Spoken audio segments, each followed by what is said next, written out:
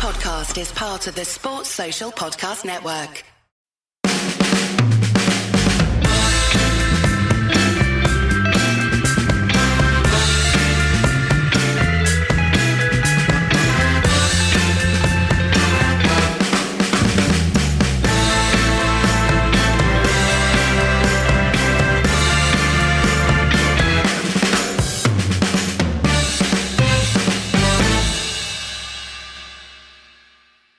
I'm very confused by how I feel about the whole subject. Part of me is like, yeah, no worries, we'll just go to Eastlands and win. But even if we do, then we have to make sure we don't, draw against Sunderland away on the last day or somehow mess it up at home in advance of that. But I don't know what's going on anymore. Football's horrible. Well, I don't know about that. I mean, you're supposed to enjoy this kind of time of year. Although Ferguson did say today that it would take a masochist to enjoy this.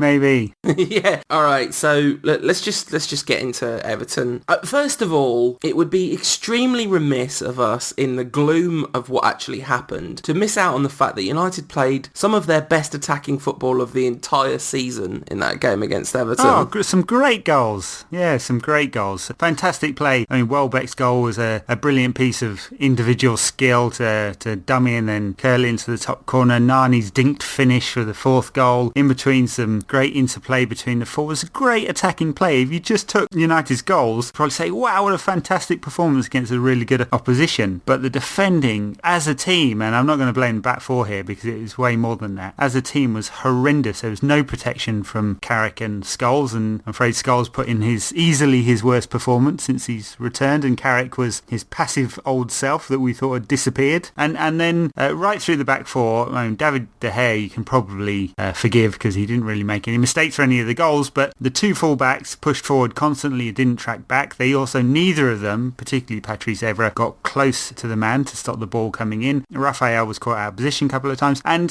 the two centre-halves made some horrendous mistakes. I mean, 3 goals, and we praised him last week and praised him all season basically, how brilliant Jonny Evans has been, but 3 goals he made mistakes on. I'm not blaming him alone because it takes more than one mistake to create a goal normally, but he did, and that was really unfortunate, and just a few days after Ferguson praised him as the best defender in the country. Yeah, I mean, there was the really unfortunate timing for Fergie to massively jinx Jonny Evans ahead of that game. The 2 goals that came from Everton's right, our left, Evra was nowhere in the picture. We've had an interesting question from @Paul_Haves asking, is it fair to criticise Evra for his recent perceived poor defending? Surely he's only playing so high up the pitch because Sir Alex has told him to. I'm sure I've heard it said that Sir Alex wants him to play the Alves role. And I think there is sort of something in that. Well, it's always how United have played with their fullbacks, and they've trusted to 1v1s in the centre of defence. Yeah, absolutely. And that was, it really, really showed for the 2 goals where Tony Hibbert played in beautiful crosses in absolutely acres of space. Might as well have been a free kick, no player within 10 yards of him. First art defending is stopping the cross, yeah. Right? And I mean, it's criminal when that happens. And then, of course, all the other mistakes follow on from there that created the goals. I mean, the 4th goal, I think you have to assign some personal responsibility to Scholes and Raphael. I think it was Scholes, but just completely switched off, not tracking, not going with their man, loads of people loose in the box. And it's a really interesting thing that the whole game had a really odd atmosphere. I don't mean in the atmosphere from the stands sort of sense, although that was somewhat odd as well. It was just a very flat atmosphere, which it just is at Old Trafford. It's part of the whole situation, the fact that the crowd's completely flat, except at 3-1 up. At 3-1 up, the crowd blast out 3 anti-Man City songs, and that's it for the whole game pretty much. A few,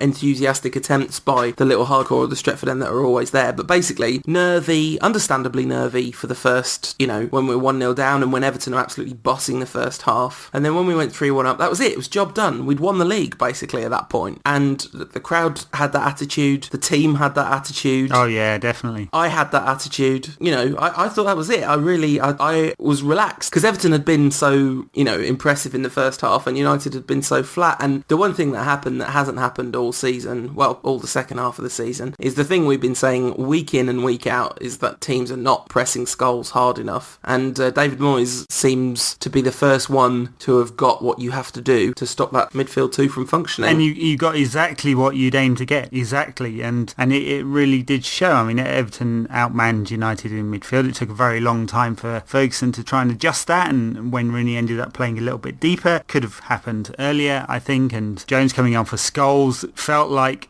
closing the door after the horse had bolted, right? Absolutely. So, it was very, very much so. It was the wrong substitution at the wrong time. It could have come a lot earlier than that. And you can understand why he did it, to put some energy in midfield, but it was too late by then. Yeah. It was much too late. Exactly, that's the point. Look, there was some rank bad defending by individuals, but most of it was structural, and it was the way the team was set up and the way that we didn't react to Everton's very good game plan. Everton, it took them, 30 seconds to look like they were really up for it. They had a shot within 2 minutes, and you thought, this is a day that Everton are, they're not on a downer from having lost in the FA Cup semi-final, and they were really up for getting a result at United. And that showed in David Moyes, who celebrated the goals wildly, as if Everton had actually won an FA Cup. And I guess it's the way they got over the hangover from the Cup semi-final was to come to United and put in an extremely good performance. Yeah, and you know, as the manager, he's kind of right to celebrate that, because there's no guarantee that's going to happen, and I'm sure he's a big part of the reason why they did bounce back from that horrible defeat to make a dent in our title charge, and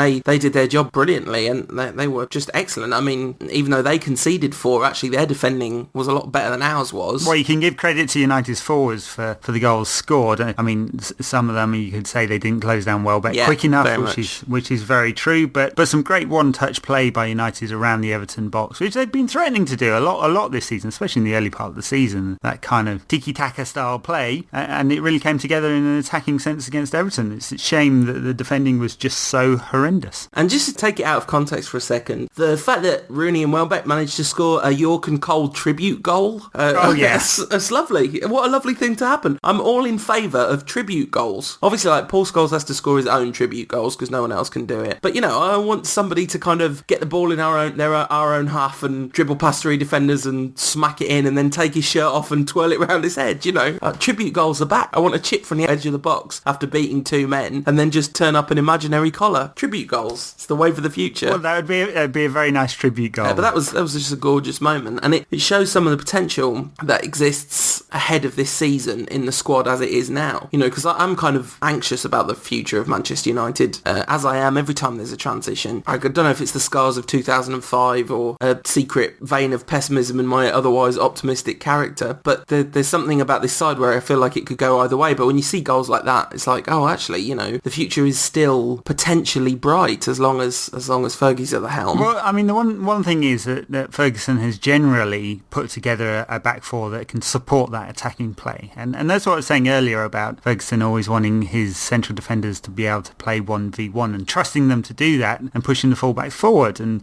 over the years we've had some fullbacks are better at doing that than others, and I guess in Gary Neville's case it came quite late in his career that he got very good at putting in a ball, and but he was always very willing, but he's always wanted to play that system, whether he's been playing a 4-4-2 or a 4-2-3-1 as it is now, a 4-4-1, these kind of variants of, and the part of the problem at the moment is we haven't quite set it up in order to do that. So the 2 in midfield have been outstanding in the second half of the season at keeping the ball between them, many times just passing between each other, of course, but ball retention has been excellent. Covering in defence hasn't always been as excellent, and the back four has chopped and changed, yes, and the new goalkeeper brought in some nervousness in the early part of the season. There's some younger players in there, Scholes and Smalling, and I guess it's Evans' breakthrough season, really. So you can kind of understand where we might ship some more goals, but it is factually the most goals we've ever shipped in the Premier League, isn't it? So, and that's a real worry, and something Ferguson's going to have to sort out this summer. In the short term, we've got 3 tough games. City, Swansea at home, of course, keep the ball very well, and they're still fighting hard, even if the second half of their season has gone off the ball, and Sunderland away is going to be a really tough game at the end of the season. So something has to be done to tighten up. Yeah, I'd just like to point out that during that discussion, you made a little Freudian slip and said younger players, and you said, rather than Jones and Smalling, you said Scholes and Smalling, which is a gorgeous Freudian slip because of everything that Paul Scholes is, a younger player. Sadly, he isn't. Sadly, I mean, we'd very much like a Scholes of 15 years ago, wouldn't we? I mean, that would add something immeasurably to United. I think one ex-player this week said it would cost 40 million to get Scholes of old back. Actually, I don't think you could spend 40 million guarantees to get a player as... No, absolutely. You need 400 billion and, the entire scientific community working on some sort of anti-aging or time travel type thing. Yes, and of course the stars of today, Cristiano Ronaldo and Lionel Messi, both missed crucial penalties this week. You wouldn't catch Paul Scholes missing a crucial penalty like that. He wouldn't take a crucial penalty like that, but that's not the point. When Ronaldo scored his penalty during normal time, I can't believe he didn't celebrate by going up and tapping the crossbar. I just thought that was coming, but it's probably a job he didn't, given his typical Ronaldo shootout at crucial stages of the Champions League penalty miss there. We all remember that one. Yeah, he'll be feeling pretty gutted about that one, I think. We'll come on and have a chat about the Champions League a bit later, I guess. And I don't really want to, but yeah, let's. We should probably, I mean, it's the big games of the week and all that, I suppose. But anything more on Everton? I mean, I thought it was calamitous all round, I have to say, from especially the defending. But I don't think Ferguson had a good day either. And we hinted at that when we said that he brought Jones on at the wrong time. And United didn't adjust their shape quick enough. And I thought that caused us all sorts of problems. And for a long time, even though Everton were buzzing around us in midfield and we were being outnumbered, and it was quite clear that Scholes and Carrick couldn't quite cope with it, there were no adjustments made. And I think it should have come an awful lot earlier. Maybe it says something about Ryan Giggs' performances in midfield recently that Ferguson didn't trust him to bring him on a bit earlier, maybe, and maybe he'd have done that if Giggs had been playing well recently. I don't know, but it cost us in the end, and it could be a really crucial 2 points. And we talked last week, didn't we, about if we didn't get these points, we could end up, depending on the results, needing to go to Sunderland and win. I mean, that's looking like a good scenario now, isn't it? Last day of the season, and it could be even worse. I mean, the thing about that performance, 3-1 up at home, 4-2 up at home, and we don't win, and it's 4 games before the end of the season, and, that is just not the stuff of champions. It's not the... Well, especially coming after having lost to Wigan recently, it's really not the stuff of champions. And that doesn't mean that I don't think we're going to win the league, because we may well still. I have no idea. I have no prediction either way at the moment. I feel like really anything could happen from here. But the reason I say it's not the stuff of champions is like it does not display the mentality of digging in and winning no matter what the cost that has been United for a good part of the last 20 years. Yeah, it was criminally cavalier, and I think you hinted at it earlier, didn't you? The player, you said you thought United won the players thought. I thought there was a lot of conceit in there, and we've seen that a few times this season. I don't think United are good enough to do it, and the manager was caught out with that in the Champions League, wasn't he? And I think the players have been caught out a few times, and I think they were against Everton in that second half. And there's been a big influx of new players into the squad.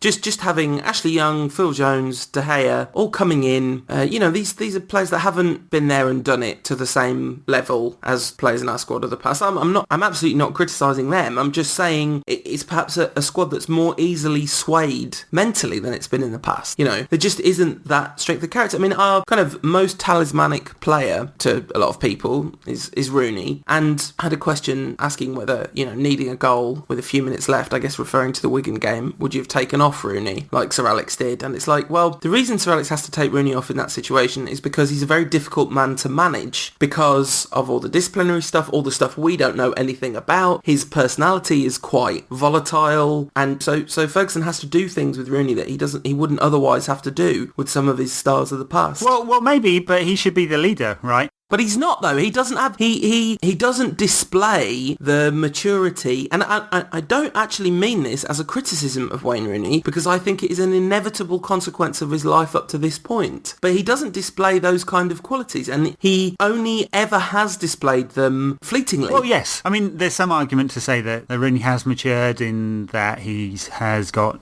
one yellow card this season. So his disciplinary problems of the past are now in the past, and there's been no no off-the-field shenanigans this season, thankfully. No hookers, no drinking, no... There was, though. There was the New Year's stuff. He was dropped from a crucial game when we were absolutely injury-ravaged, a game we ended up losing, I think, if I haven't got my figures wrong, because of disciplinary stuff. That's very true, although, of course, he strongly denied it through his people, saying he was worse for wear, although him and Jonny Evans were both dropped. Yes, and that could be some crucial points in the end. So, yeah, it's true. On the wider point, though, about the lack of leadership, and I agree with that. And there are different types of leaders, and in Britain we tend to think about leaders as the John Terry type, or the Roy Keane type, the lion-hearted, blood-on-the-face warriors. They'll do anything to win. And it doesn't have to be that. There are other types of leaders. There are people who lead by example and those of experience. And we've got plenty of players of experience, but they are all the quieter type. And Ferguson hasn't entrusted the captaincy to Rio Ferdinand, probably for reasons known to him rather than us. But I think you can probably guess why he's not necessarily seen as the leader. Ryan Giggs isn't the leader at the moment, insofar he's not the captain. He's also not in the team very often. Paul Scholes, who everybody looks to, is not the kind of vocal type. And so, in a way, there seems like there's a lack of leadership at United. And perhaps that was a problem when United played Everton and capitulated. Would United have capitulated in such a fashion if Roy Keane was in there? Not just because of his quality and what he had done to knock United into shape, but the fact that he'd have got everybody focused in the right way. If we had Vidic on the pitch, who is our captain, and he's the type that leads by example, would it have been different too? Questions I don't know the answer to, but I think that you're right. They are pertinent to this. Yeah, and it's, first of all, just one small addendum to that. I think John Terry is not actually that type of leader. He just thinks of himself as that type of leader, but he does not actually display the necessary qualities to carry it out, sadly, for him and his team and people that like him. Roy Keane, of course, the absolute embodiment of that. But and yeah, I'm not saying it has to be a kind of a shouter, a general type, but there was just a team-wide lack of composure that you don't, it's such a cliche, you don't expect from a Sir Alex Ferguson side, but I've kind of started to expect from Sir Alex Ferguson sides in the last few seasons. I don't think that's Sir Alex's fault. I think that's the nature of modern footballers which is at fault there. And it'd be really interesting to see, because City fell completely to pieces at the first sign of them getting their noses properly in front, and Mancini gone for mind games 101, the most basic possible thing of easing the pressure by saying, no, we're not even in it, we haven't even got a chance. And it's like, he said it so often, I can't believe it's working because it's ridiculously stupid, but somehow the message has got to his players that they're playing without any pressure, and it's got to our players, we are playing with pressure. And I'm sure that has little or nothing to do with Mancini's words, but still, it's just interesting to know. Well, after all that negativity, let's have something a bit more positive. You spoke this week to Shaun from Beautifully Read, a great website where he puts up GIFs of the best moments from each game. A very special treat for me now, as we get to have a conversation with Shaun Birch, who is the creator of my very favourite website on the whole of the internet, United Rant excluded, obviously, Ed. Beautifully Read. How you doing, Shaun? I'm good, thank you, and bless you for the kind words. What was the inspiration behind Beautifully Read? First of all, give us a bit of an overview and tell us how it came about. It came about after a rant on Twitter one week when I felt that too many people sort of overlook United for results. Obviously, 3 points is vital and the aim of the game, but it felt like unless we were winning easily and getting 3 points, then the game didn't matter and player performances didn't matter. So I thought I'd try and highlight those moments that make us like football, It's fantastic. I mean, I love the sheer positivity. Your crowning achievement on that front has to be the Wigan game. Yeah, that was hard work. How long did it take you to find 5? But you managed to do it. If people only watched the clips on your site for the Wigan game, they would think we'd played wonderfully. Well, I actually missed the game. I was sort of on and off watching it. I was out. So I knew that we played poorly and I knew that we had lost. And then I had to download the game and rewatch all 90 minutes of it and know that I was desperately looking for 5. So that helped, knowing that I had to be really on the lookout for 5. We found 5 eventually. The Evra little pass was my favourite. That was a clear winner for the day. Who's been the standout players so far then on Beautifully Read? There's only one really. It's got to be Paul Scholes. Easy choice. The reason that I made the blog, really, he is the most beautiful player really that we've ever seen in my generation. Bar Zidane. Oh, Bar Zidane, so you've got Scholes at number 2. I always feel like I'm cheating on him if I say it, but yeah, Zinedine Zidane was pretty special, wasn't he? He had that little extra, I think, that Scholes did, but then Scholes didn't really get the platform to perform internationally, unlike Zidane, who was the man in that French team, like Scholes should have been the man in the England team. So after you decided to start the site up and running, what are your criteria for entry into Beautifully Read? I'd like to find things that maybe weren't spotted or highlighted on Match of the Day. Sometimes that's a bit difficult when there's things that are either so good that you have to include them or were spotted on Twitter and everyone's raved about them and you find that people have already got GIFs up. But any moment that makes you go, oh, is always a good starting point. It's fantastic, and I'm really grateful that you've done it, and I think as United fans we do somewhat take for granted that our team is absolutely fantastic. They really do. They do. There's times when we'll win, but there's still not enough. You know, we'll win 1-0 and the first thing you hear on Twitter is how bad we were or how someone played badly. Rather than looking at who played well and the fact that we got 3 points, we get focused on the negativity, which is sort of a bit greedy when you look at the other teams in the league. There was a period of time when your whole website was basically Beautiful De Gea. That seems to have calmed down a little bit, but you seem to be a big fan of the young Spaniard. He's a brilliant goalkeeper. When we signed him, everyone that I spoke to, everyone on the internet was saying, to expect mistakes. He's a young keeper coming to a new country. He's going to make mistakes. We have to put up with them. And then as soon as he started making mistakes, people got on his back, which was unbelievable. But I think it helped him in a way. And he recently said in an interview that save at Chelsea turned his season around. And I think I commented on that at the time, that as soon as he got a bit of confidence, clean sheets started coming. He was making these saves and they were keeping us in games. That he's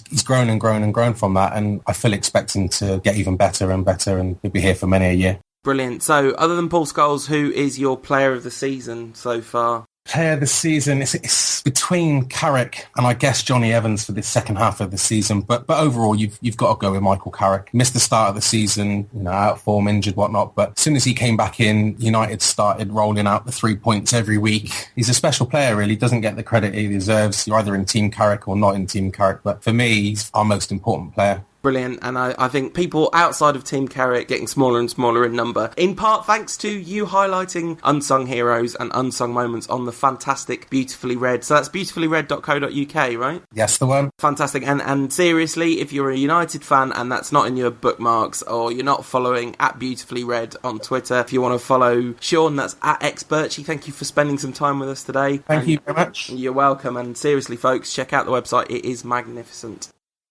And just to reiterate, now in actual live Rantcast recording time, thank you very much indeed to Shaun for speaking to me. It's an absolute pleasure, and I love that website. I think it's phenomenal, and Shaun's an excellent chap, so thank you very much for being on the Rantcast. So Ed, talking of excellent people that listen to the Rantcast, we've got some questions from listeners. Would you want Pep Guardiola as manager? Who wouldn't? Yeah, I mean, I think they play a great style of football. They've been undone in the past week, obviously in La Liga and the Champions League, but he's brought phenomenal success with an attacking brand of football and a commitment and a philosophy that it's hard to disagree with. Why he would leave Barcelona, I don't know. I know he only works on a 1-year rolling contract. It doesn't appear to like the pressure that goes along with being a manager in La Liga. I know he's been talking about this for years on end, but it's apparently coming out very strongly again this afternoon that he's planning to leave in the summer. But I think that will be to have a break, not to take over another incredibly stressful job, because it does look like it's wearing on him. Interesting that the idea that Barcelona have been found out. At Man United 19X asks the question that I was thinking about whilst watching the game. Does seeing Chelsea go through, and I guess he's saying in the way that they did, make you regret seeing us play 4-4-2 in the final against Barca last year? And I have to say, it really doesn't. Maybe that was the wrong thing to do. We were very keen advocates before the game that he should try and play to United's strengths, not try and negate Barcelona's strengths. I think A, the side that beat us had David Villa in it, which should have made a huge difference to trying to park the bus against them. And B, I'm not totally convinced that we have the right personnel to do that job. Yeah, that's a conclusion we came to when previewing last year's Champions League final, wasn't it? I mean, philosophically, I have to say I didn't really enjoy what Chelsea did at all. I mean, it might have been a tactical masterclass, that's to quote Jupp Heynckes, the Bayern Munich manager, because they got through and they negated Barcelona. In fact, it's hilarious looking at Barcelona's passing map, which is a sea of green up to the edge of the box and then a sea of red. And they I mean, especially after the sending off, they encamped 9 players in front of the penalty area. They went very, very narrow because although Barcelona do play with 2 wide men, they almost never put in a cross. It's a ploy to stretch the game, and then they come back through the centre again, and Chelsea had worked that out. And in the end, Barcelona looked clueless as a result, and they appeared to have no options. I found it really funny, the amount of balls that went out to Dani Alves, who then cut it back to the edge of the box. And they didn't, it's not so much a lack of a plan B, they didn't even try anything else. I mean, throw a ball in the box. I suppose there was no one there to actually head it, was there? But it was interesting how they did run out of ideas. At the same time, I just didn't see how you could label that Chelsea side heroes. In what sense? What backs against the wall, the little man fighting against the big brute, David and Goliath? Well, no, this is the, quote unquote, the second richest club in the world, backed by a billionaire who'd be nowhere near the Champions League final if it wasn't for that billionaire's money. They were down to 10 men because their idiot of a captain kneed the back of an opposition player completely off the ball, unprovoked, and for no reason, and then lied about it. So, and then they played the most destructive anti-football possible. Yes, they won, and so if winning at all costs is all that matters, then congratulations. If football's about something more than that, then that was pretty distasteful. So, and I'm no Barcelona supporter. I think it's great in a way that they're not in the final because it's good to mix it up, and it shows you how tough this competition is. But I didn't find anything about the way Chelsea played very satisfactory. I'm not totally on the same page. One thing that I keep seeing is, Barcelona have been found out. This is the way you play against them, then it turns out. I kind of feel like everyone's had eternal sunshine of the spotless mind thing happen to the semi-final against Inter 2 seasons ago, which was exactly the same, that second leg, where it was literally 10 men behind the ball, and then, Inter didn't even try and counter-attack, nor did Chelsea, really, except when they kind of, Fernando Torres missed a tackle and found himself halfway up the pitch with the ball being kicked in front of him. My housemate came out with a brilliant line. Once Torres had gone round the keeper, and he kind of tapped it in from about where the penalty spot was, he went, if I was him, I'd have taken a couple of steps closer to the goal, because he gave himself a lot of space to mess that one up. I think once John Terry had revealed himself once again to be the colossally lacking in judgment player that he is, Chelsea didn't really have any choice but to sit 10 men behind the ball at that point. Very tactful. I was thinking of a word with 4 letters. Begins with a C. Does it really, Ed? I'm surprised to hear that. I was thinking it might have begun with all sorts of letters. It's chap, isn't it? It's chap. So I don't think Chelsea had much choice, and they executed it extremely well, and there was something, I had an experience of watching something strangely romantic, although that might just have been Gary Neville. Gary Neville was amazing. Everyone is obviously rightly drawing attention to the strange noise that he made for Fernando Torres' goal, but the fact that he was utterly convinced that it was written in the stars, he just had one on him, Gary Neville did. Marcus Speller from the Football Ramble tweeted at the end of the game, when Gary Neville says it's written in the stars, it is written in the stars. And it was kind of like that. It was just a very strange game, and he said, there's nothing to do with football. That's what Gary Neville said. I think if he says it, he kind of knows what he's talking about. Yes, but that's to presuppose that there is something directing that. It's not. For all Chelsea's tactics and over the 2 legs, 180 minutes of barely moving out of their own half, you would never be able to do that and say for certain that Barcelona would miss as many chances as they did. A lot. And they hit the bar on the post like 4 times over the 2 legs as well, and missed a penalty. Gary Neville was exactly. You are proving Gary Neville's exact point about the nature of predestination right there. Yeah, I don't think so. So yeah, let's talk about the goalgasm, because this is what everyone's been talking about. A quite remarkable thing happened. I'm surprised that it hasn't been remixed with a jungle beat, to be honest. I thought someone would have done it by now, because it sounds perfect for me. It's coming, I reckon. Well, yes, it was, yes. Yeah, lovely. Gary had a semi-final moment. He is the best he's the best right-back ever. That's probably not true. He's the best Man United right-back of my lifetime. Yeah, Jarzinho might have a word to say about that, and a few others, Cafu and... He was, the best Man United captain that wasn't Roy Keane that we had at the club. He's the best pundit there's ever been on television anywhere in the world, as far as I'm concerned. By an absolute mile. He's great. He makes the Sky commentary and he's got loads of insight. He's excitable. He talks like a fan, talks like a player. He delivers knowledge rather than just filling up airtime, and that's pretty much what none of the other commentators do. Compare Sky's commentary on the Champions League to Channel 5's commentary on the Europa League. It's like Champions League versus Europa League. It's that big a gap. So yeah, I mean, he had a great game. Very strange sound that came out of his mouth and when Fernando Torres scored. But there you go. That one will be replayed several times. It was a very strange moment, so it's quite fitting that there was a very strange sound to go along with it. All right, Ed, do you want to talk about the Player of the Year awards? They're silly because they're voted for in February, so if everyone could just accept that they're the Player of August to February awards, then I think they went pretty much spot on. Giving it to Kyle Walker instead of Sergio Aguero is weird, but it sort of makes sense because, I mean, it doesn't actually make sense, but it sort of makes sense if you want to give it to a young up-and-comer rather than a well-establised world star. £39 million worth of talent shouldn't be winning the Young Player of the Year award. He's also 24 or something. I think they really should change this around to give them some relevancy, because I think people are starting to say, well, they do quite a lot, say that this is a pointless award. It should be voted for right at the end of the season. You can't tell me that clubs can't organise some kind of online voting system, or, I mean, they vote in blocks anyway, for God's sake. I mean, it's well known that's how that one works. So they don't need months to try and compile it all. We're talking about a few hundred votes, not millions. You can run a general election overnight. You can certainly run a poll of a few hundred footballers overnight. So it should be done right at the end of the season. Young players should be young players, so under 21s, I would say. And then we'll get something that's more relevant. As it is, it probably went to the right person. I mean, Robin van Persie's been outstanding for Arsenal until about the last month. No question that Player of August to February in the Premier League was, without any shadow of a doubt, Robin van Persie. Not that I want to blow my trumpet here, but I might as well. I did pick it in August. I had a feeling that Van Persie, because he was fit in the start of the year, would have a good one, and he did. Well done. Excellent predictions. And just to bring you back down to earth, I'm just going to say the word Newcastle. Yeah. Just leave it there. Yeah, for those who don't know what we're talking about, every year I put up a page with my predictions for the season, put myself out there and all that, and I get most of them wrong, as I think most people do, but they're up there. If you search for Rant's Premier Predictions, they're up there for the last 3 years, so you can go and have a good laugh. Yeah, especially the Newcastle one. Although I was with you, I predicted Newcastle would indeed get relegated this season, and instead they are going to get in the Champions League. Are they mathematically safe? Could they still go down?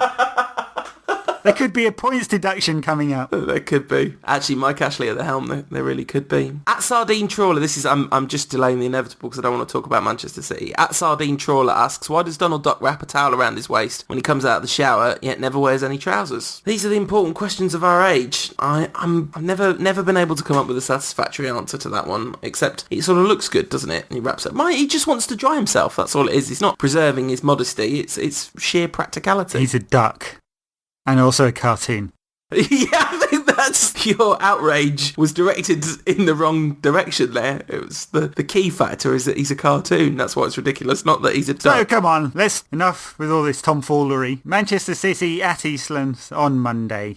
All right, I'm going to start with a few Twitter questions that have come in on that subject. At Happy Hero asks, do you think Fergie will play a more defensive game on Monday instead of the usual Gung Ho United way? And then also, would you trust, this is from at Akkalik, would you trust Raphael or would you rather have Smalling and Jones? And then at Just Red United, a new listener, who's very nice about the first episode I listened to last week, so thank you for that, asks, do you fancy Kled, Scholes and Carrick starting together with Rooney up front? So I'm asking all of the questions about the potential team selection. So I think it will be a little bit more defensive, and probably sensibly so. I can't imagine United will play a really open game. I mean, it's up to Manchester City to try and take the onus on this game. They've got to win, after all. I know Ferguson said stuff about United will go there trying to win and that kind of thing. He'll always say that. I think the truth is that we will play three in midfield and one up front. And the third midfielder will either be Rooney dropping deep, very deep with Welbeck, who's in such great form, was in such great form for the last game. Didn't score very many for the 15 before that. No, he scored in the game them immediately before the Everton game there as well. He did. So that's the one option. The other option is to bring another into midfield and play Rooney up top on his own. I don't know which way Ferguson will go. He has tended to play Welbeck in these big games before, and so I suspect if I was a gambling man, that's probably what he'll do, and Rooney will augment midfield. Not necessarily going to be that way. I don't think Cleverley will play. He's had no football,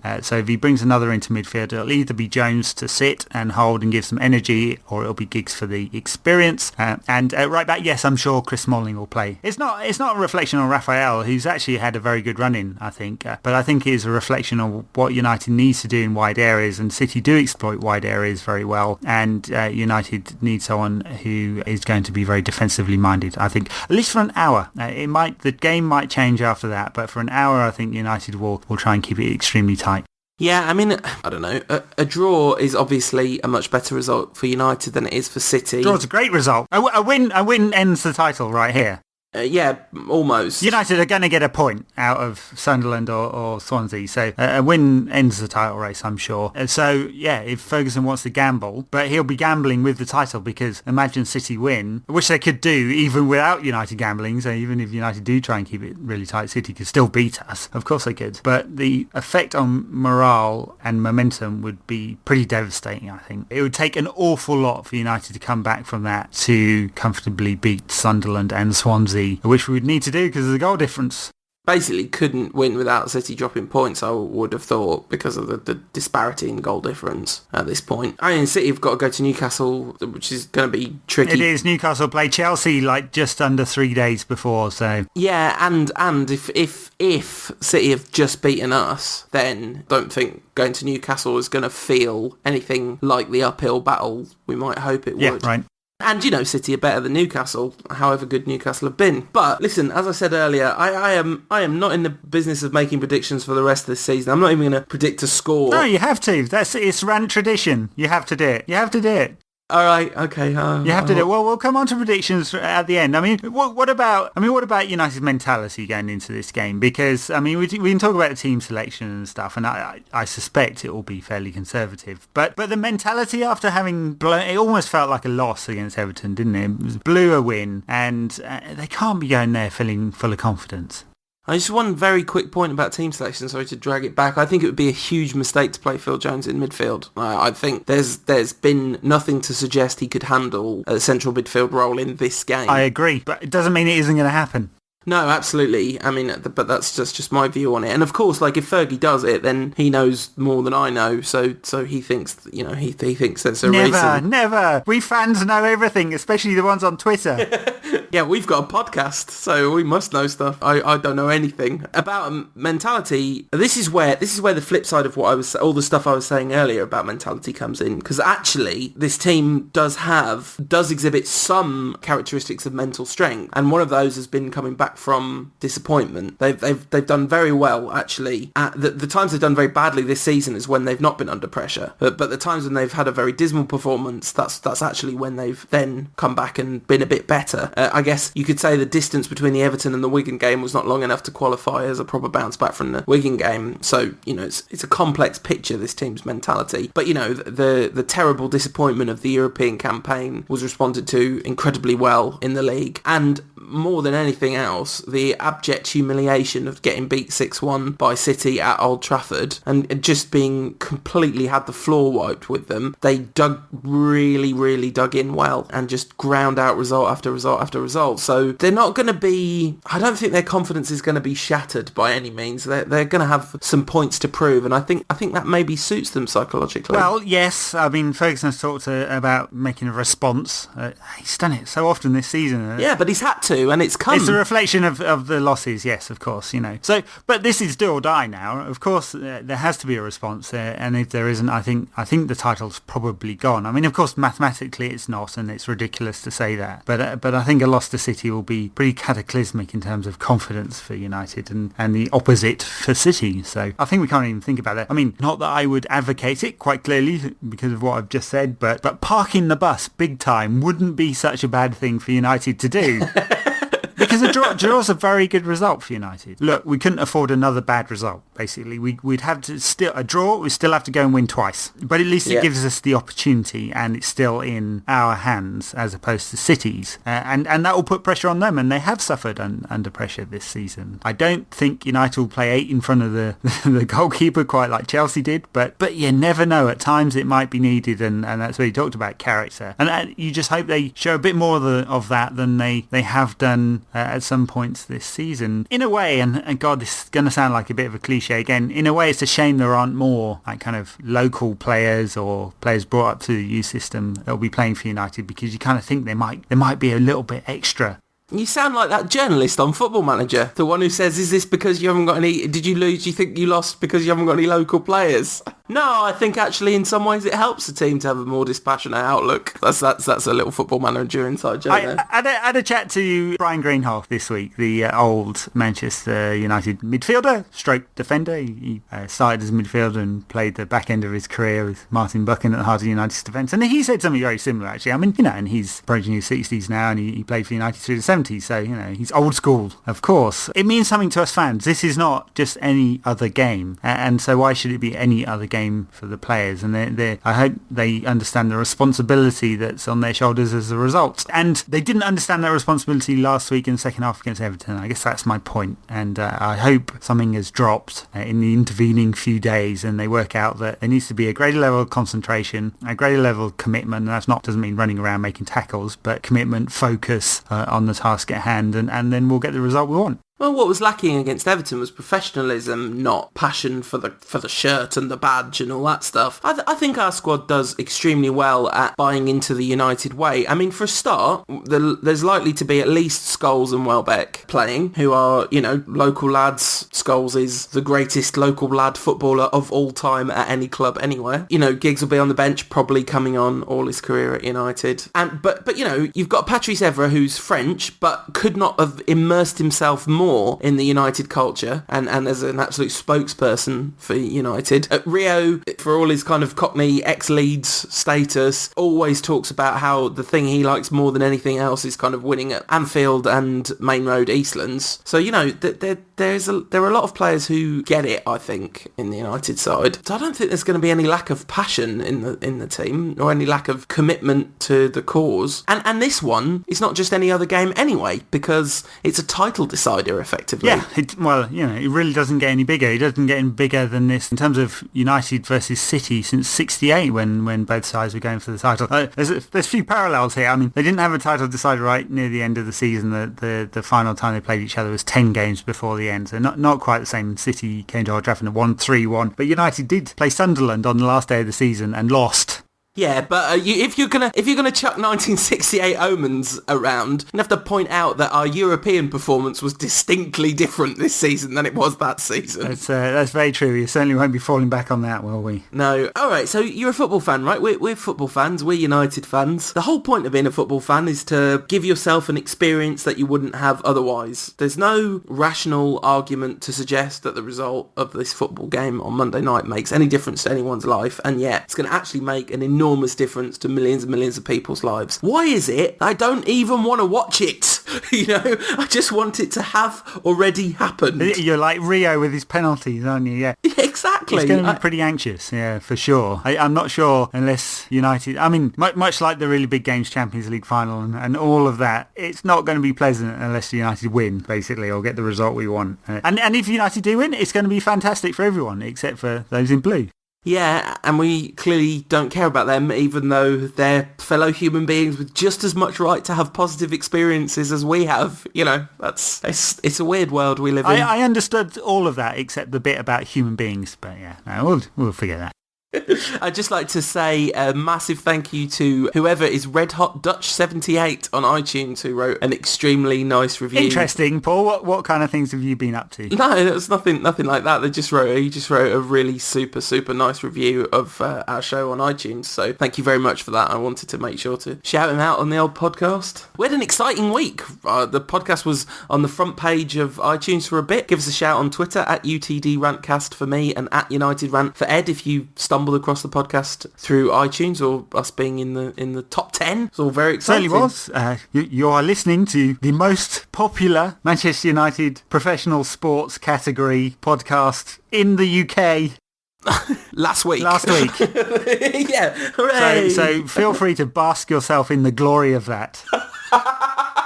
We've hit not so much the big time as it's not even really any kind of time, let alone big time. But thank you very much for listening. It is much appreciated.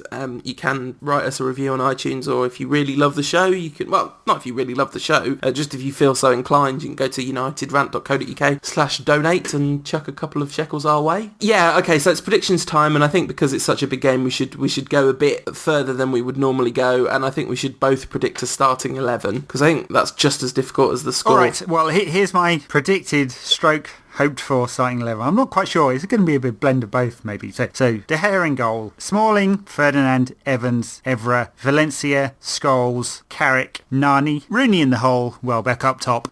Right, so exactly the same team that just played against Everton, except with Smalling instead of Raphael. Basically that.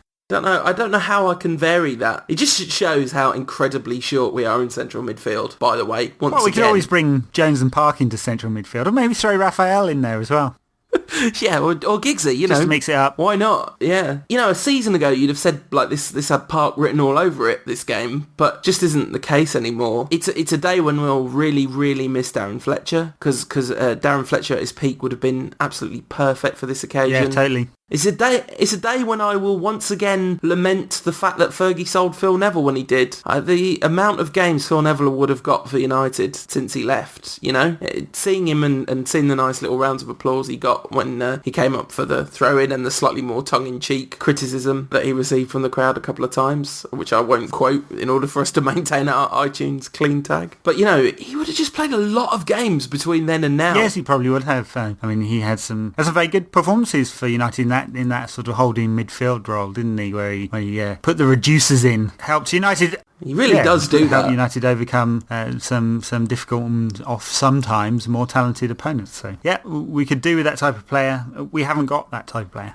No, and Phil Jones a lot of people think he is, and I also think he could be. I think even if centre-back is his position, as you're so sure about, he could still come out and play central midfield in certain games to perform a certain function, but he's not there yet, and I think it would be a huge risk to expose him to David Silva. So come on, what's your predicted lineup?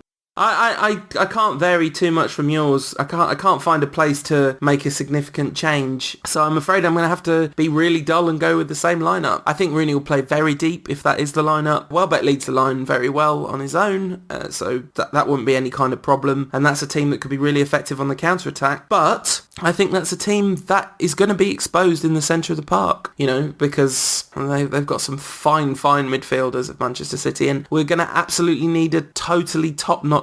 Individual performances are going to have to be so solid for us to get past City. Yes, we have to have 9 players on top form, and let's not pretend City, Barcelona at their peak, and it was the Champions League final last year and all that, but we still need 9 players on top form. We need some real performances, some heroic performances. We need a bit of luck. We need players to take their chances, because there might not be that many, and I guess that's why I would have gone. I would go with Nani as opposed to Young, because he is a player, although he can be infuriating, it does create opportunities, and he has an assist or a goal about him, and it could be just one goal is the one that's going to make the difference there. It could be a title winning goal. It's really difficult though, because one thing you can say about Ashley Young is he's got a goal or an assist in him. He also has that. I would go Nani too. He could fall over Mika Richards' leg in the final minute and win us a penalty. Oh, yeah. Wouldn't be too many Reds complaining then, would there? A really good question from @SportyMuslima asking, I like this one because I think I know what your answer's going to be. 5 minutes to go, you need a goal, Michael Owen's on the bench, do you put him on? Depends who you take off, really, doesn't it? It does. I mean, you have to have possession, and because Owen doesn't run in behind players anymore. He doesn't do anything in the channels either. He doesn't hold the ball up, and so you have to have possession, creating pressure, and creating chances, and then maybe I don't even think. I don't think. I don't know. I don't think there's anything in the last 3 years of Owen at the club that tells me that he would. I mean, people are recalling that goal against City, but that's one moment in time. One moment, and Owen's time is long gone, I'm afraid. I know. A good friend of ours, Doran, thinks otherwise. I'm a bit worried for Doran's mental health. I've got to be honest. I think he's cracking under the pressure. And you certainly don't bring Owen on to get a goal if you've got the option of like Chicharito or whatever. You know what? I wonder whether Berbatov's got a role to play in this game. I don't know what to think anymore. It's all too much, Ed. I can't make a prediction. I keep running through all the different scenarios in my head of what I think is actually going to happen. And like the honest answer is I think we're going to lose. That's what I think if I'm just rational about it. I hope that's not the case. I would dearly love that not to be the case. But the way this season has gone and the way we capitulated against Everton, the performance against Wigan, I just think it's pointing in the wrong direction, and I hope it is not, but that's what I actually think. I can't quite bring myself to predict that because that has this sense that somehow that's what you want to happen, but you know, that's what I think. Well, come on, is that your actual prediction? I'll tell you what, I'll make it easier for you. I'm going to predict United are going to get a 1-1 draw. I think somehow, somewhere, we are going to get a goal, and we'll last week's shock will have kicked them into action somehow, and they'll remember how to defend again. So maybe that's heart over head. I'm going to predict that Man United are going to win 1-0 last minute. Dimitar Berbatov. The whole away end erupts with the Berbatov City song, and we walk off into the sunset grinning and happy, and Man City have to go back in their box for another season. Well, on that very, very positive note, we'll bid you farewell. Enjoy the game wherever you're watching it. I will be with a whole bunch of very drunk United fans in a bar. Wherever if you're at the game, in a bar, at home or whatever, enjoy it. And we'll see you next week. See you next week. I'm scared, Ed.